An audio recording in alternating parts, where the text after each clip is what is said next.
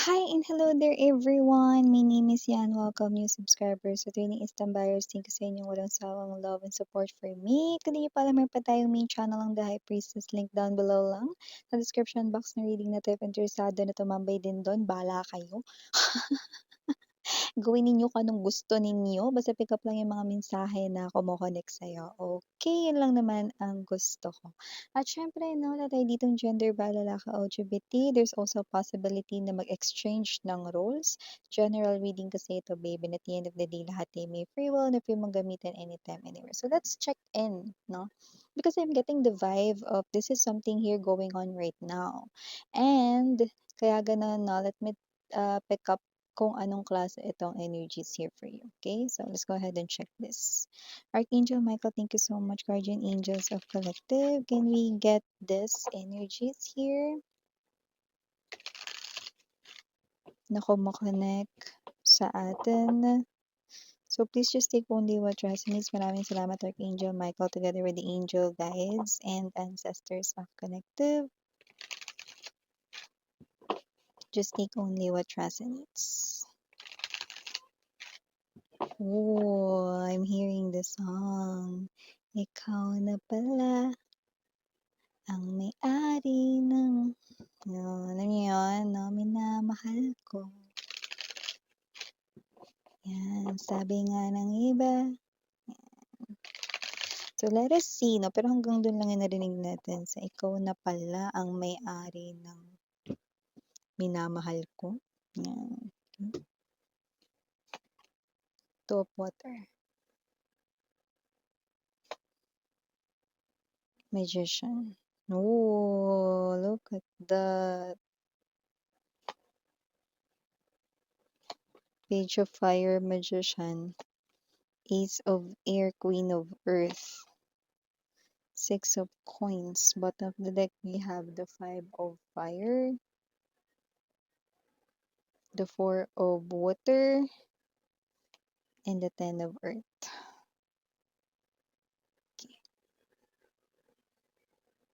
So, wag ka munang malumbay, Mars. Okay, nakikita ko dito na hindi pa tapos ang laban, no? So, it looks like, no, this is you, luhaan ka rito. You felt like na parang naiwanan ka rito sa ere because your person here went into a different relationship now, no? Okay, I do see na hindi rin sila magtatagal. Oh, san ka? Hindi rin sila magtatagal. Yung iba rito mga babes, no, naku, kailan lang pala naging sila, no, pero meant dito na masira ang kanilang relationship, no. So, whatever the case may be, wag ka munang sumuko, mare, hindi pa tapos ang laban. So, kung balak mo rito na tanggapin pa siya ulit sa buhay mo na magwawagi ka kasi pabalik na rin siya rito. At kung masaya pa sila ngayon, no, hindi rin sila magtatagal, tandaan mo yan, no. Kagaya ng sinabi ko kanina, like what I've said, this person right in here, no, ay someone dito na kung, okay, ito ay real-time energies ngayon, ibig sabihin kung masaya sila ngayon, okay, bumilang ka lang talaga ng ilang mga kembot mga araw, boom! Nakikita natin dito na masisira because meron ditong specific na away with the Five of Fire energy na yung away na yun is a total distraction. Like, ayoko na, hindi na. Yan o. Ayoko na ituloy 'tong relationship na 'to. Itigil na natin ito. Yan, ganong klase ng energy ang nakikita ko sa side ng person mo. So, I do see na biglang babaliktad rito ang tingin niya dun sa third party. So, hindi ko naman sinasabi na balikan niyo siya kung ayaw niyo naman siyang balikan or kung galit pa kayo sa kanya na willing naman siya rito maghintay 'no, hanggang sa, bumaba rito yung galit mo at makipag-usap ka na sa kanya ng mahinahon 'no. Pero iba sa inyo na luhaan talaga kayo ngayon, talagang umiiyak kayo rito kasi iniwan kayo ng person na 'to, may pinili siya rito 'no na, hindi mo maintindihan ba't niya yun ginawa. Well, eto na siya, okey? Pabalik na siya rito. Nakikita ko rito that there is another chance sa inyong dalawa pa, yun 'no. So, nakita ko rito iba sa inyo, oo, galit kayo sa kanya, tinatawag niyo siya ngayong cheater, loser, liar, yan or whatever the case may be. Just take only what resonates. Na parang nakita ko rito, mahal mo siya, tinihintay mo pa rin siya. Ngayon, Kung gusto mo siya ditong i-try 'no, bago siya makabalik 'no, willing siyang i-take yung mga challenges na 'yan, okey? Dahil alam niya na kailangan niya 'yang gawin in order to regain yung kanya ritong trono pabalik sa buhay mo, 'yan.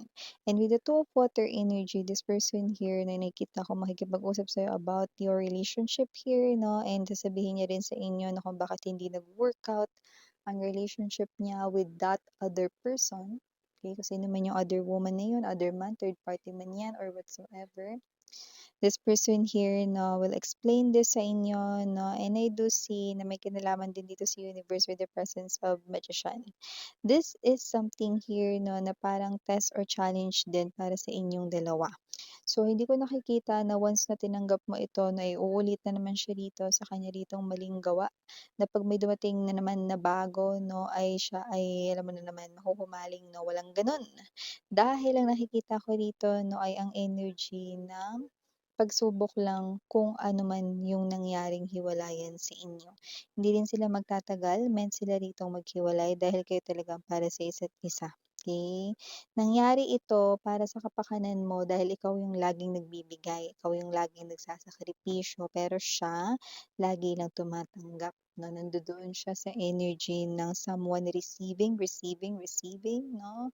Ikaw yung bigay ng bigay dito oras, panahon, 'no, pati na rin dito yung kanyang mga luho, 'no, binibigay mo rito, pati na rin dito, 'no, yung iyo ritong life. So, I do see that this person here, sa kanya talaga umikot ang mundo mo, 'di ba? So, ever this energy is, I do see that this person here, no, hindi niya yon na pinahalagahan, hindi mo nakita na yun ay kanya rito, no, na trineasure at itong tao na 'to 'no, ay makikita o ipakikita niya 'yan ngayon sa'yo. Six of Earth energy nakikita ko rito 'no, na kung nakikita mo silang masaya ngayon, oo, masaya pa 'yan, okey? Pero bumilang ka lang talaga na iba nakakatawa, bukas na agad. Baka nga sa iba mamaya lang, eh, mangyari na ito. Kasi parang meron ditong sikreto na dapat ay shh lamang 'no, pero mukhang na-booking rito yung third party, ewan ko kung ano yun. Pero basta meron ditong sinasabing total distraction, ibig sabihin unforgivable. Like magdedesisyon agad yung person mo na, "Ayoko na, hindi, hindi," yan 'no.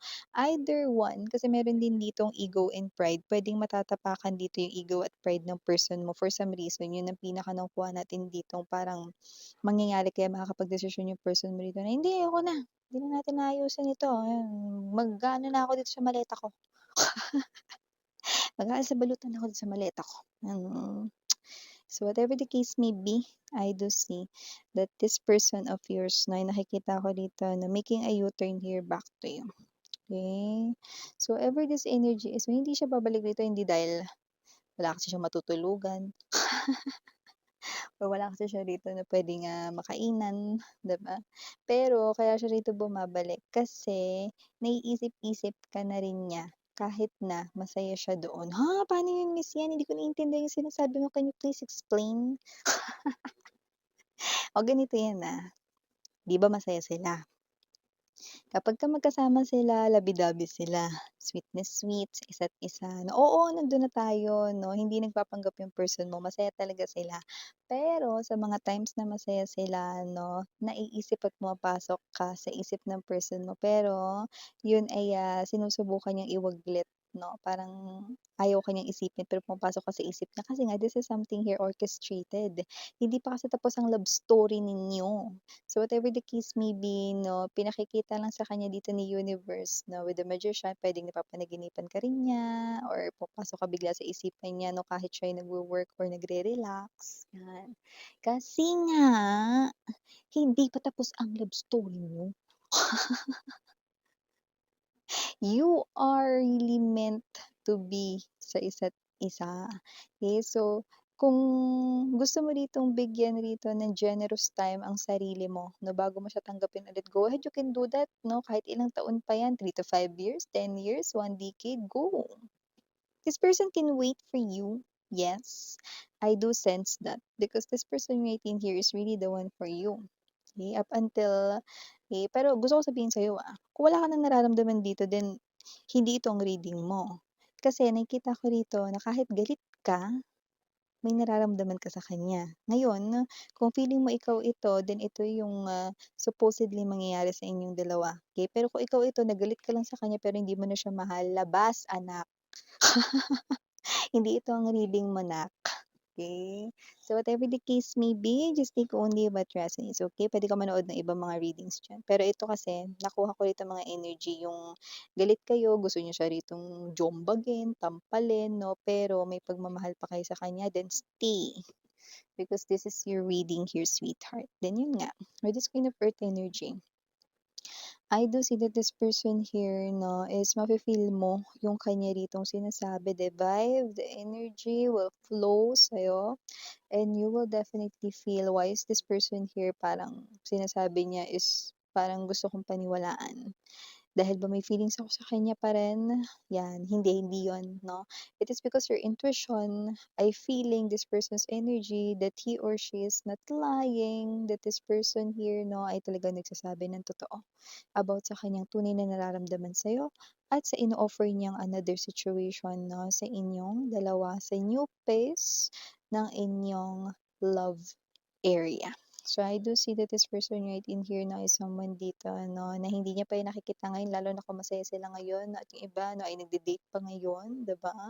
Coffee shop, restaurants, 'di ba? Holding hands while walking sa park.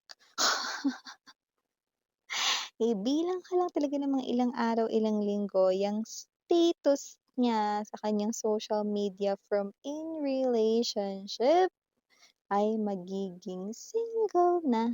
Yun ang nakikita ko dito. Ay go, kaya naman kasi naman 'tong energy na 'to, this person right in here ay pabalik na sa'yo. So, initials nakikita natin dito, we have here capital letter R, capital letter A, capital letter F. Naku, ref, naku, baka sa pag-alis niya, siya pala bumili ng ref, bitbitin niya rin yun,